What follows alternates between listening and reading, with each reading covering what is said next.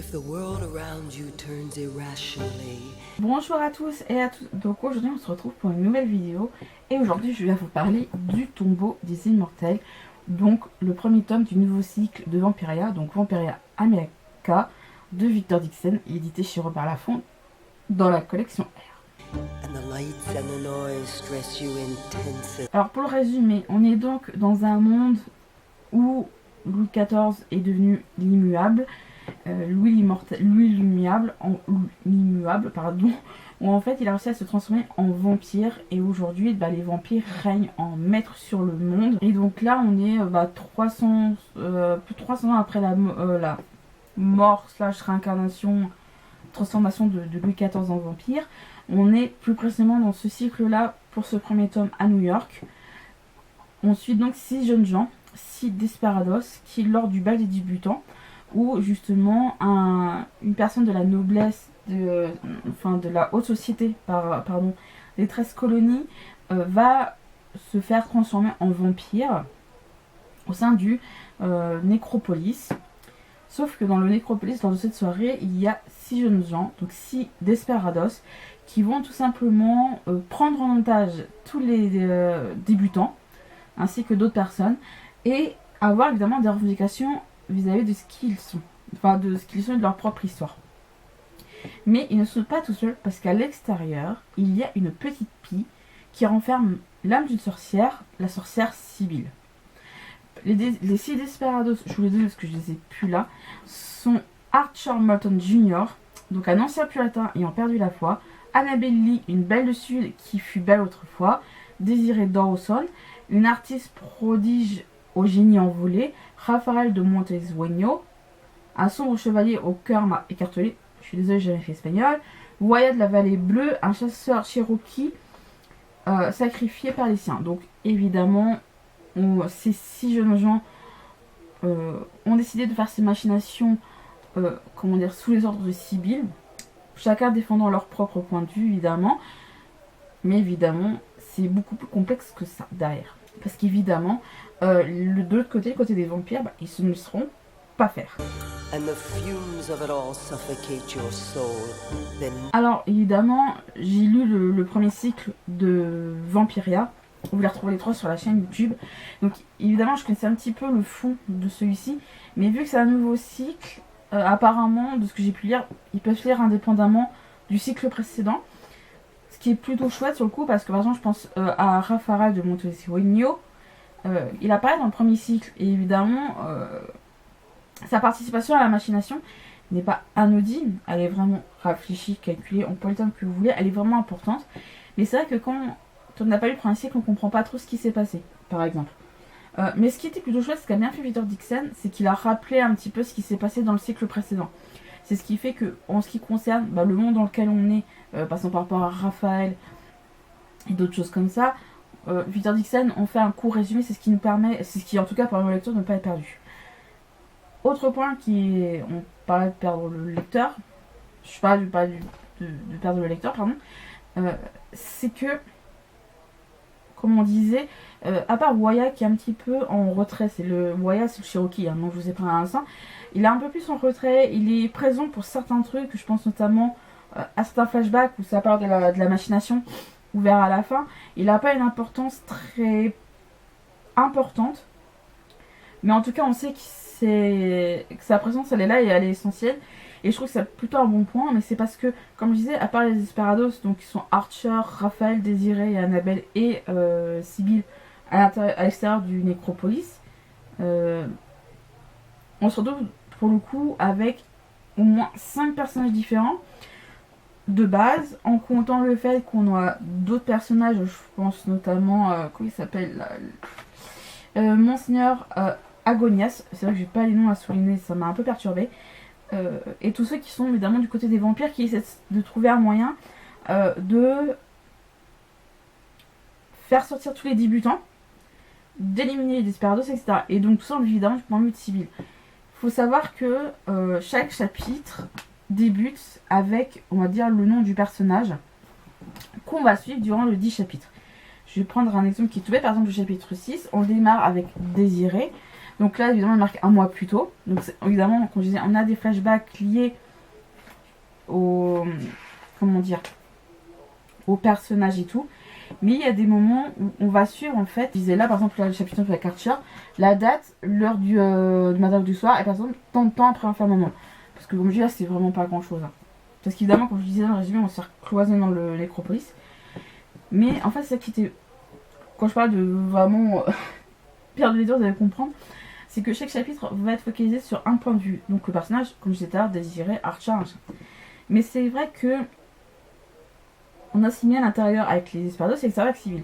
C'est ce qui fait que Victor Dixon a très bien géré sur ce coup-là, parce que on a certes les points de vue de certains personnages, il y a des personnages qui votent tout seuls à un certain moment, mais qui, par leurs actions, ont une importance dans l'histoire. Mais par exemple, quand tous les Desperados sont ensemble et qu'on suit par exemple le point de vue de Raphaël, on voit le point de vue de Raphaël, mais on sait également ce qui se passe avec les autres Desperados dans la pièce, les débutants, les sœurs de la faculté, tout ça. Et moi, vraiment, je te félicite, Victor Dixon, là-dessus. Bon, là, je prends mes pinceaux, j'espère que tu as compris ce qu'on a pensé. C'est que, vous allez me dire, oui, pour écrire un roman, il faut un plan de base de l'histoire. Là, on se retrouve. Et Victor Dixon, il a vraiment très bien travaillé son plan. Pourquoi ? On se retrouve avec des paramètres, en tout cas un nombre de paramètres hallucinants. On parle, comme je disais, des Desperados, du civil, machin. Il y a évidemment les interactions avec les autres personnages, qu'ont les autres personnages entre eux. C'est ce qui fait qu'au bout d'un moment, pour Victor Dixon, il faut que ça soit clair dans sa tête. Il faut que son récit soit clair. Parce que moi, en tant que lectrice, le roman, il est balèze. Hein. Je vais pas vous mentir, je crois qu'on a plus de 500 pages, un peu moins de 600. Je veux dire, au bout d'un moment, il y a quoi de perdre le... Voilà, on a un peu plus de 70 pages. Il y a donc bien de quoi perdre le lecteur. Et pour ma part, c'est tellement bien ficelé, c'est tellement bien amené que le temps passe vite. Il se passe énormément de choses en peu de temps. On est sur le coup, je crois, de 3 nuits, si je dis pas de bêtises. On a certes 3 nuits et tout, mais il se passe tellement de choses, surtout sur la période nuit, que on dit... On a du mal à croire que ça se fait en quelques nuits. Hein. On a l'impression que c'est plus en 1 heure ou 2. Non, il y a énormément de choses. Et au bout d'un moment, certes, il se passe tellement de choses qu'on se dit on peut se retrouver perdu, mais Victor Dixon a bien amené le truc, c'est qu'on n'est pas perdu. Il se passe plein de choses et on s'en lasse pas. C'était le cas évidemment dans le premier cycle, donc Vampire tout court, où en fait, il se passait pas mal de choses, mais on ne suivit qu'un personnage, en l'occurrence Jeanne. Pour ceux qui l'auraient oublié. Et là, on en a plein.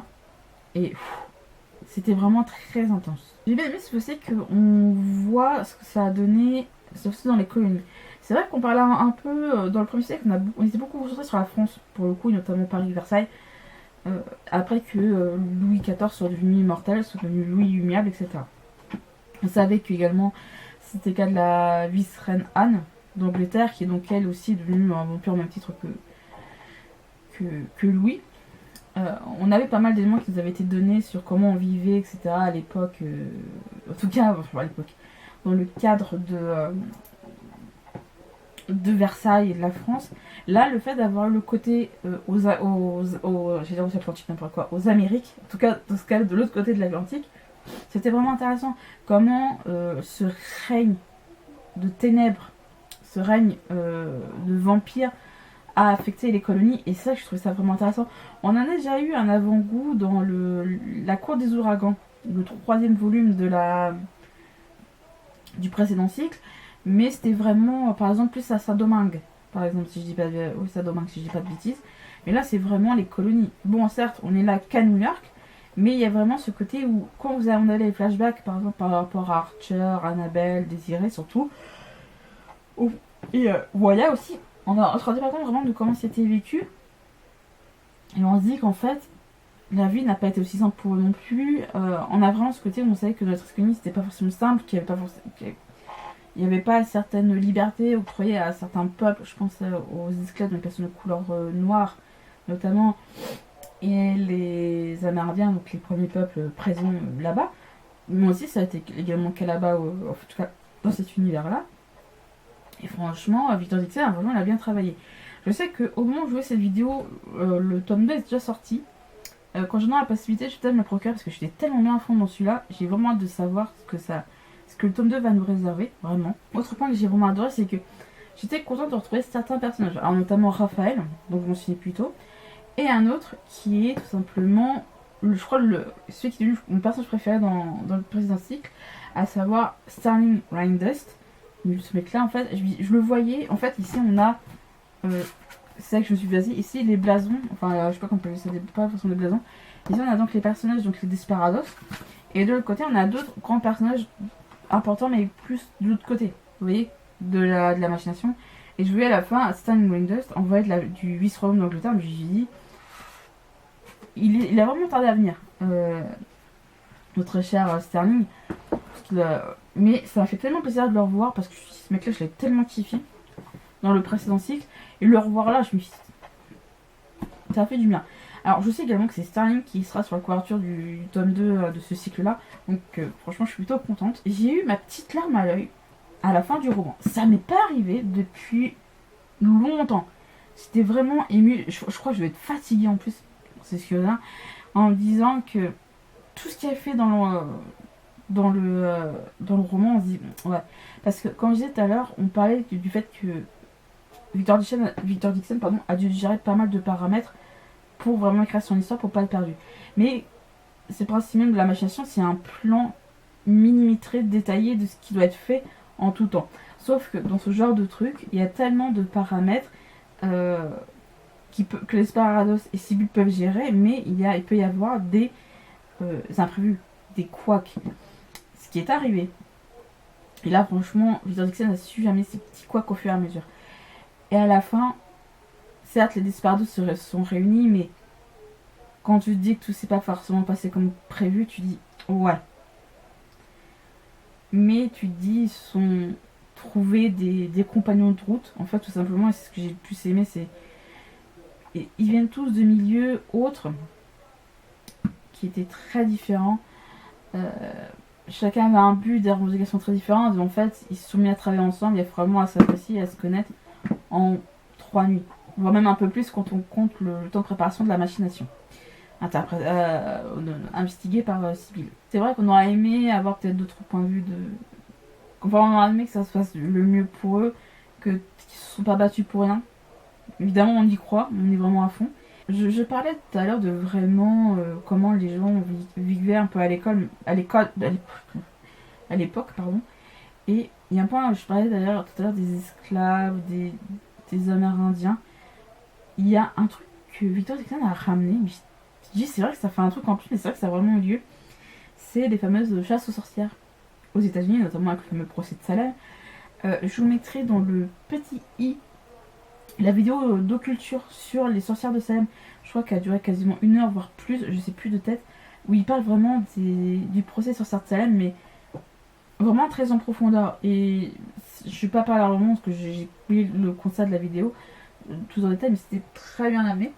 Et le fait que Archer soit un fils de médecin, enfin de docteur, je sais plus le nom de terme exactement, où justement c'est lui qui amène tout ce qui est procès liés aux sorcières, etc. On a ce côté-là aussi, et c'est important, parce que le truc lié aux sorcières, à la magie et tout, c'est aussi important. Et vis-à-vis de la sorcellerie, c'est aussi très important parce que c'est justement Sibyl est une sorcière aussi de base.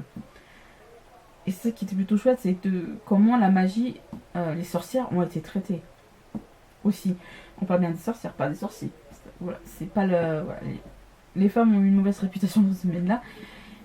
Et le fait qu'ils aient mêlé les vampires aux sorcières, le fait que les deux se retrouvent à se faire la guéguerre, si je peux me permettre, ouais, c'est vraiment un vrai plus. En tout cas, c'est vrai que j'ai oublié de ce détail-là, mais en tout cas, c'était super chouette. Pardon. Et il y a un point, je parlais d'ailleurs tout à l'heure des esclaves, des Amérindiens. Il y a un truc que Victor Dixon a ramené, mais je dis c'est vrai que ça fait un truc en plus, mais c'est vrai que ça a vraiment eu lieu. C'est les fameuses chasses aux sorcières aux États-Unis, notamment avec le fameux procès de Salem. Je vous mettrai dans le petit i la vidéo d'occulture sur les sorcières de Salem. Je crois qu'elle a duré quasiment 1 heure, voire plus, je sais plus de tête, où il parle vraiment du procès sur sorcières de Salem, mais vraiment très en profondeur. Et je vais pas parler à roman parce que j'ai pris le constat de la vidéo, tout en détail, mais c'était très bien amené. Et le fait que Archer soit un fils de médecin, enfin de docteur, je sais plus le terme exactement, où justement c'est lui qui amène tout ce qui est procès liés aux sorcières, etc. etc.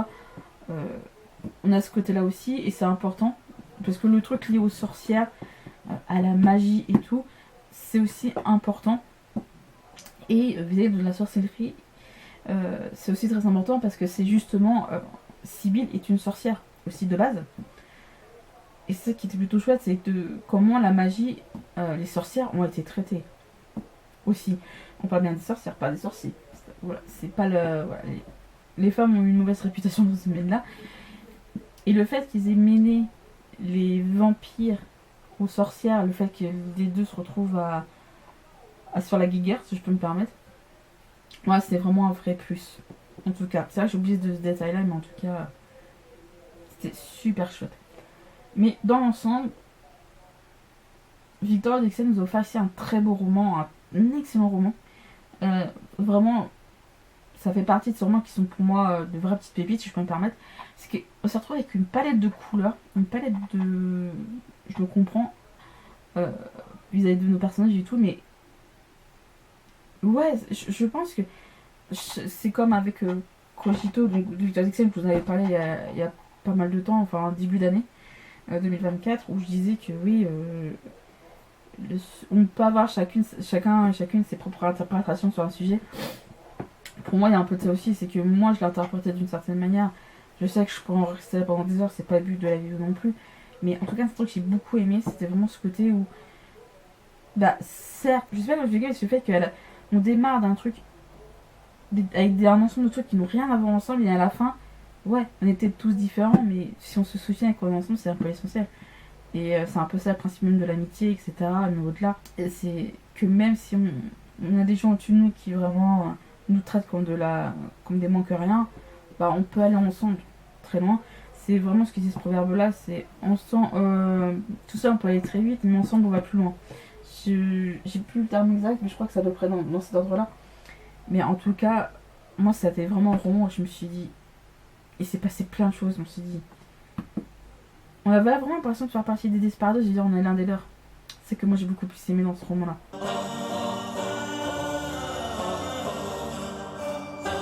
Ma chronique sur le tombeau des immortels de Victor Dixon est terminée. J'espère que ça vous a plu. N'hésitez pas à mettre un petit commentaire, à me rejoindre sur les réseaux sociaux et tout. Et sur ce, bah moi je vous dis donc à la prochaine.